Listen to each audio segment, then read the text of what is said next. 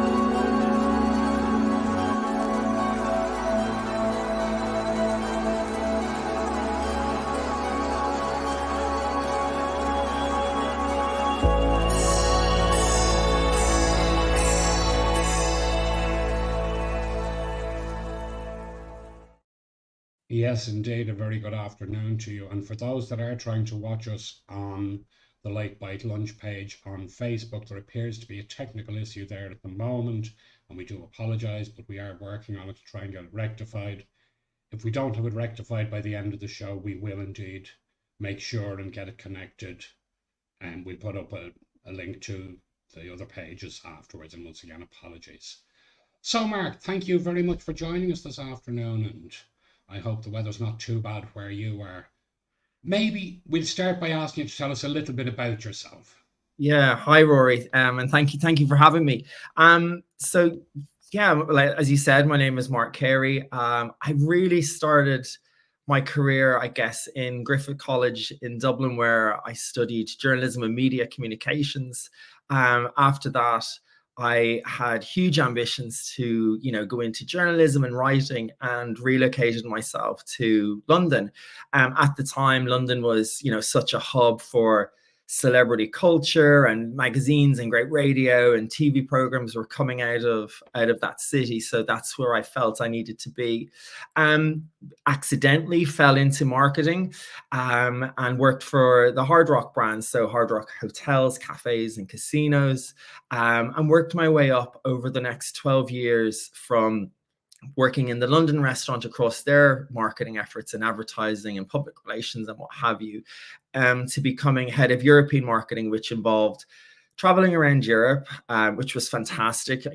Getting to travel, visit these amazing cities that the Hard Rocks are in on someone else's American Express card is nothing to be sniffed at. But it really gave me a great opportunity, and an insight into what branding a big business like that looks like, how to onboard different partnerships and work with different teams, really across so many different facets of building a brand and of marketing. After 14 years with them, I relocated to Los Angeles and went on to the advertising agency side of things, and started to do a lot really in the digital and social media space with the likes of Warner Brothers, Universal Pictures, Paramount Pictures, HBO, Disney Plus, Netflix, and the likes. And again, just was so lucky with some of the opportunities and the shows I got to work on, like Wonder Woman, Euphoria, Game of Thrones, and Wednesday recently for Netflix. So all of that combined really gave me a solid understanding of, what marketing is, where it came from, where it's going, what the future of marketing looks like. And then relocated back to Ireland, and Incredible Socks was born. So that's kind of a little backstory about how I started and got into it, and how the birthing of Incredible Socks, I guess, came about. It has most certainly been an interesting journey for you, and it's one I'm sure, by the sounds of it, you certainly got a chance to enjoy it. Yeah, I did. I feel very, very lucky that, it's that real pinch yourself. How is a boy from Dublin, Ireland, surfing with dolphins in Santa Monica? So I was very humbled by it. I knew I was incredibly lucky and didn't take it for granted. And just spending time, particularly, I felt I cut my teeth in London. I really learned a lot. I got a lot of experience. It is what we all imagine it to be, very fast moving and what have you.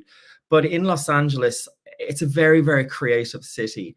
And what I found quickly was there was people kind of sitting in coffee shops, drinking almond milk lattes and working on side hustles. So my whole time there, I said, what can my side hustle be? What can I do to kind of step into this creative space as well? And it's very encouraged over there. If you say to someone, as in my case, I'm going to start a sock business, they don't kind of go, socks, what? Yeah. They say, yeah, go for it. And it's very encouraged. So I felt from the initial concept of, MC Socks, which is what it started as a working title, to Incredible Socks. I had a very good creative foundation to kind of start that business over there. So, look, for me, I think uh, I love Ireland. I love Dublin. I'm so, so proud of it. But I feel going to London and going to Los Angeles really gave me such a solid foundation to really allow me what I'm doing today.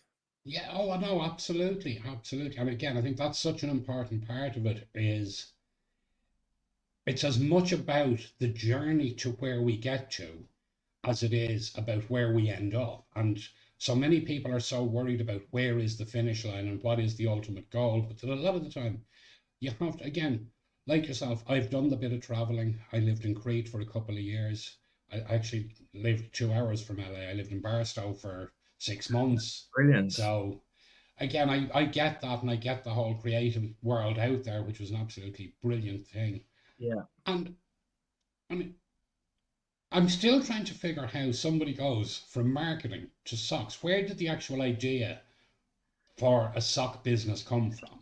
Yeah, well, I think to answer the first question, a lot of my marketing was building other people's brands and other people's IPs. So, particularly with the Hard Rock, we went into 11 or 12 different European markets, and then I helped that brand go into the Middle East and into India and China as well.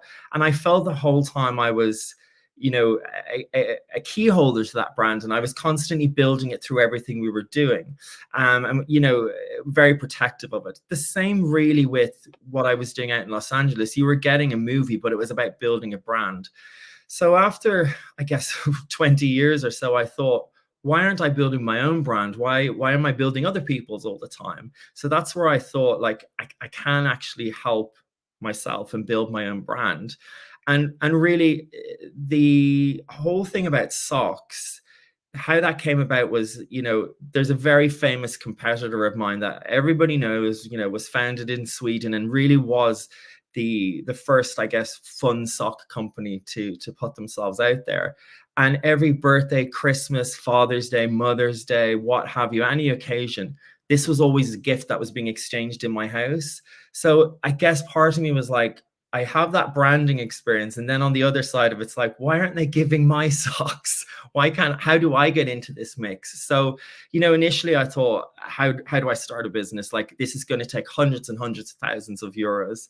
And the more I got into it, the more curious I got with it. I kind of, as you would with any business plan, break it down, and it was more digestible. And I actually thought, it's not going to cost me the remortgaging of a house. And this is something I can do over time. And, I guess it was the coming together of that realization paired with my marketing experience and wanting to get my own brand into like the psyche, I guess, of people's gifting mindsets and stuff like that, and not have these Swedish socks constantly being handed over. So Yeah. yeah, it all kind of came together.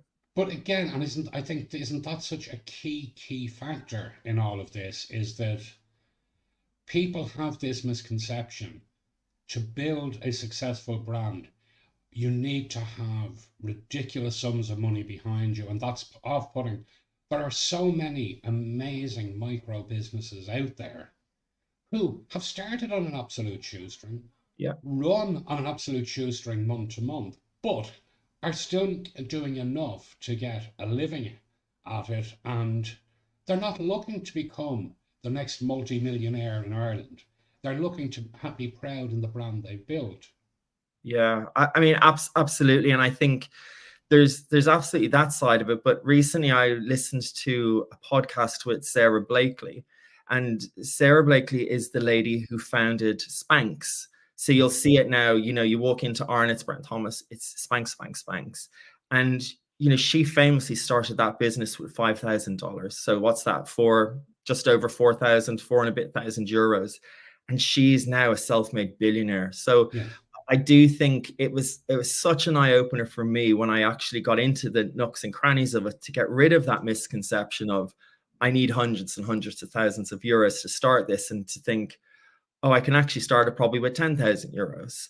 Yeah. And kind of plus ongoing investment, but certainly I could get out of the gate with a little investment, something that I could, I guess, save for, or something that I had savings for. So yeah, you're absolutely right, Rory. It's that whole, you need millions and millions to get going. That, I don't know where it's come from, but it's in a lot of people's heads, and it does stunt a lot of entrepreneurs to get out of the starting blocks, as it did for me for about 2 or 3 years. Yeah, no, totally understand. Now, of course, one of the reasons we have you on, Mark, is you are a finalist this year in the Micro Business Awards, Yes. which we are Very delighted, cool. Yeah. which we are delighted to see. And I do have to say, this year has seen we have more new finalists this year than we have had in any year since the very first awards back in 2016. And it So just goes to show you, doesn't it, that these people like me are obviously discovering a path into entrepreneurship, or yes, starting their own businesses. Yeah, I mean, it's uh, great. It's great. right, it is. And again, it's lovely to see businesses that are willing to put themselves out there. All the presentations are gone off to the judges now, so the judges have started trawling through them. And again, I do have to give a shout out to the judges on this, because they all do give their time voluntarily, and it's a huge, huge undertaking. Like in initial categories, there was like in the initial round, there was over 3,000 entries, and Wow. every single one of those, you were talking on average 20 to 30 minutes spent deep diving, looking at their social media in depth, looking at their website, looking at the procedures to buy their products, etc. And so I do have to say, like, we're really, really lucky with the panel of judges that we have, that they're willing to put that amount of work in, and make it a success. Because at the end of the day, without the entries, without the judges, I have the easy job. I get to talk about it, right? But no, it is. And like, it is lovely to see, as I said, so many new businesses coming through, and so many wonderful, wonderful ideas. And of course, we are looking forward to all getting together for the finals in October, but we'll Yeah. talk more about that in a little while. So, one of the things that stood out with me when I looked at your product is the fact of just how environmentally friendly you are. So, your base material is bamboo. Correct. Right now, I have to admit, I am a big fan of bamboo socks because of how breathable they are, etc. Great. And generally, they can be so expensive, but your products are actually, you're getting a quality product at a very, very reasonable price. Yeah. So what's the secret there to manage to keep it affordable? Was it hard to find the right people to make the product? Um, Look, making the product with bamboo had, it was something I consciously wanted to do right from the beginning. There's obviously the whole, how do I differentiate my product from other competitors on the market, be it Irish owned or, international products selling in Ireland as well. And bamboo seemed like a really good way to go. But also, I always want this business to have a heart and to, be purpose driven. And I felt if I did anything that's harming the planet, there's just no point, and it completely goes against my personal ethos and what, and my beliefs. So bamboo always made sense for a lot of different reasons. There's obviously the benefits to, my customers, where the socks are so soft. They're incredibly, like, they're stretchy, they're very durable. When I got the samples first, they were constantly spinning around the washing machine and the dryer to make sure they held. So on that side of it's great. But then, they're hypoallergenic.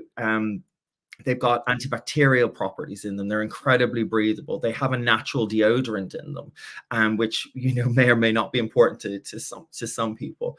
But also, when you look at the benefits to the planet, bamboo is an incredibly sustainable material, and it's a grass. It requires very little fertilizer or pesticides. Which you kind of think, how does that benefit the planet? But if you're a local farmer, in parts of the world where bamboo grows as a crop, the requirement to put fertilizers and pesticides on your product actually can start land pollution, running into water supplies, and where they might not have a sophisticated infrastructure as a city like what we have in Ireland, that actually becomes a big problem for them. So bamboo can grow up to 3 meters a day. It's kind of, it just makes sense on so many levels as this very sustainable product.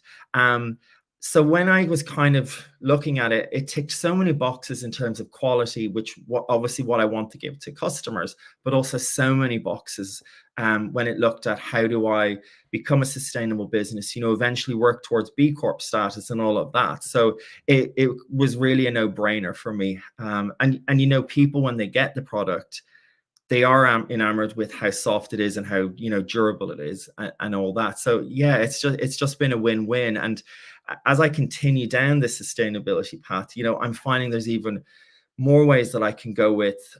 I'm really keen on replacing any plastic in the product. So, the little T-bars that sit in the socks that hold them together, this is eventually going away.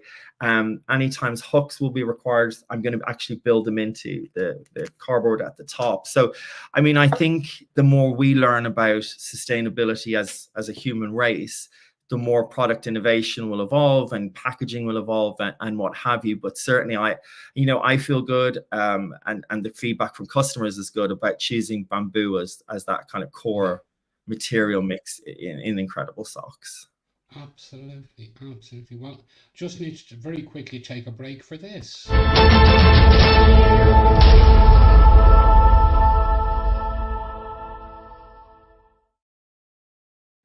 Just a quick point to mention about the Micro Business Awards. The tickets are now available on sale. The tickets are priced at €90 each, and what you get for that is there will be pre-dinner drinks with some relaxed networking. You can also bring pull-up banners on the night and put them up around the room and chat away with people. You then have a sumptuous 4-course dinner in the gorgeous surroundings of Knightsbrook Hotel and Trim. After dinner, then we'll do the awards. We'll have a door raffle on the night, and then we'll adjourn to the bar for some late night networking and some more light refreshments of people's choices. So all in all, it's a brilliant night. To book your tickets, all you need to do is email microbusinessawards@gmail.com with the subject tickets. Let us know how many tickets you want. And then what we can do is we'll send you over your invoice. The payment link is on the invoice. You can just click the payment link to submit the payment, and you'll then get your confirmation back that your tickets are booked, the whole lot. And then you just come along on the night. The hotel do have a small number of rooms left, so you can email the hotel at knightsbrook.com to get the discounted rate, which is €190 for a double room or €170 for a single. That's bed and breakfast, and you have full use of the leisure facilities while you're there as well. So it really will be a wonderful, wonderful night. Great night to get to know other small businesses, and a great opportunity to understand that while you may be a sole trader or a one-man operation, or even a two-person operation, doesn't really matter. There is support there, and there's wonderful, wonderful other small businesses in exactly the same position. And just the chance to sit down, have a drink with them and relax can give you such a boost in your overall business.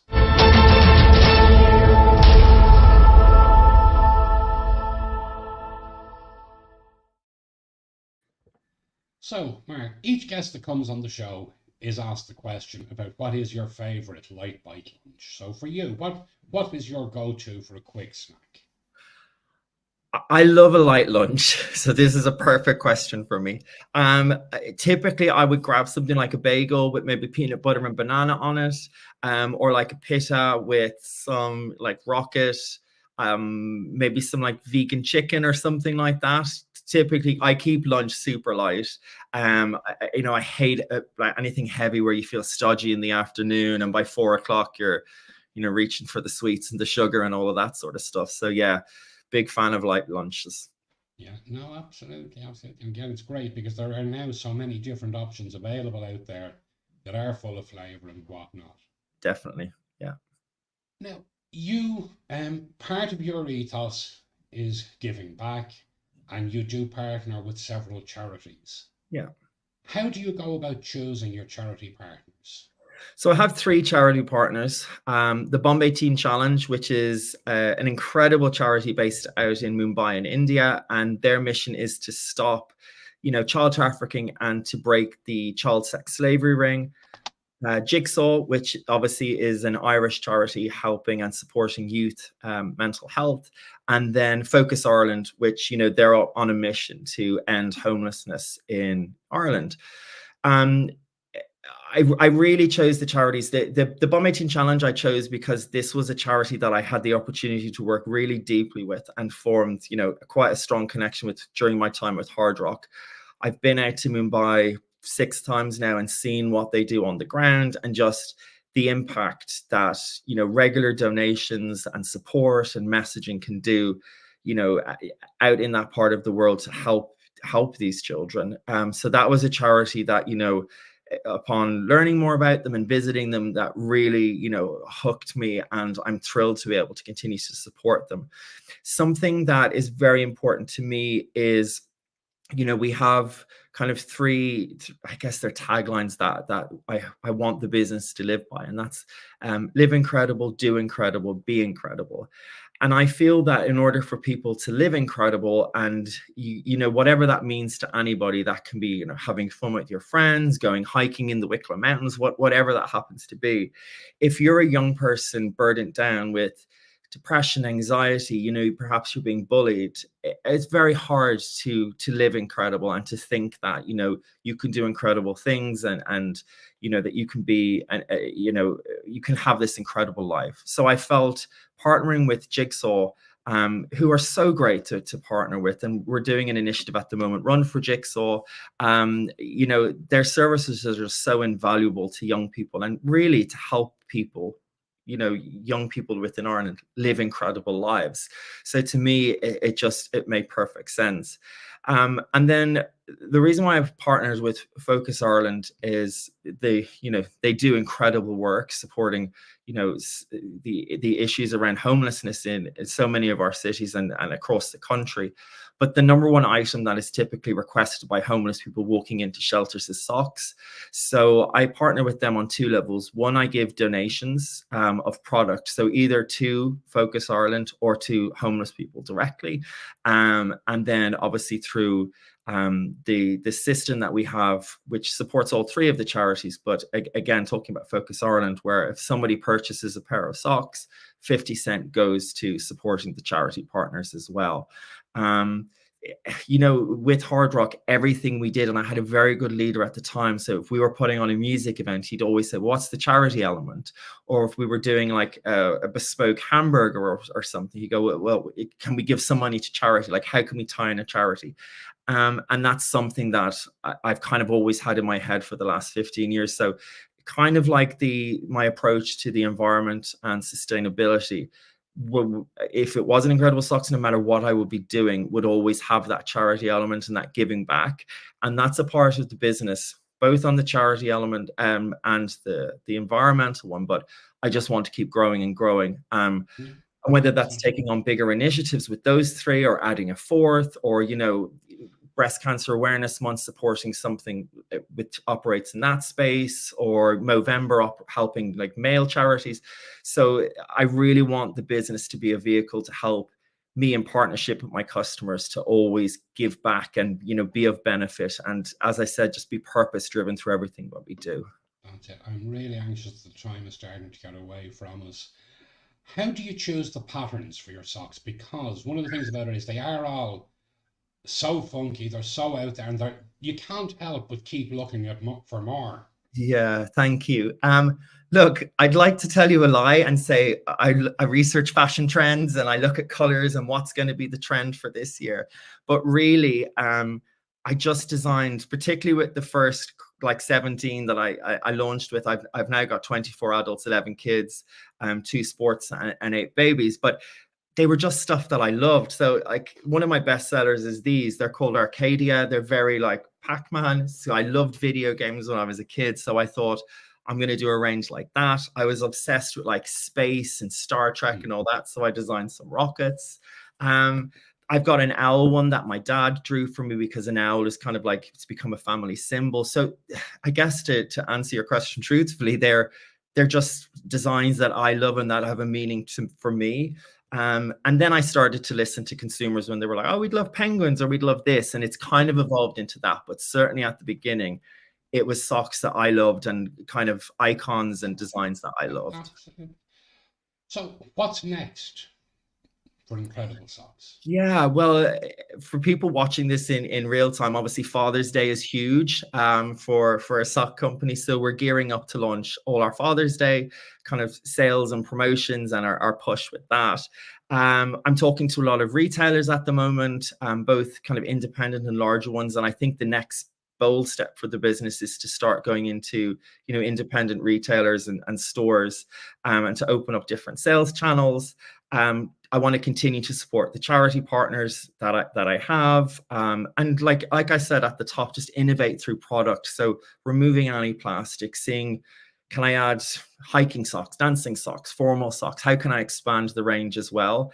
And then something I absolutely want to do is go for that B Corp status. So to really push the messaging and for a small Irish business on a global scale to say this is a business that is people and planet over profit. So I guess they're kind of 5 big goals I have over the next Absolutely. 6, 12, 18 months. And if you weren't doing this, if you weren't doing Incredible Socks, would it be back to marketing, do you think? Or is there other things you'd like to think you'd end up doing? Or Yeah, do you know what? I don't have a plan B because I think having a plan B gives you an excuse for plan A not to work, and plan A obviously being Incredible Socks.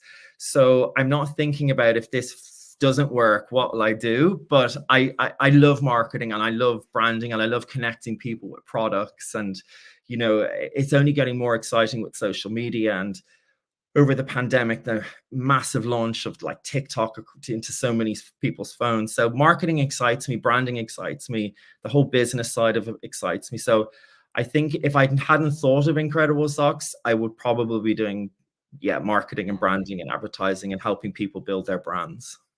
well, that's it. Well, we do have your website there, incrediblesocks.ie.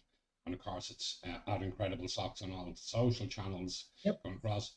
But how else could people contact you if they want to get in touch and find out a little bit more about what you're Yeah, doing? I mean, the best way is through Facebook, Instagram, or TikTok, and it is at Incredible Socks through the website, www.incrediblesocks.ie, or you can also email me at hello@myincrediblesocks.com, and they all come through to me. And I love talking to customers, hearing ideas about future designs or feedback on the product. So yeah, definitely open and keen to chat to as many people as I can. Absolutely. Well, believe it or not, Mark, we have run out of time, unfortunately. It You're really is. right. It goes fast. It's remarkable how fast half an hour goes. Yeah.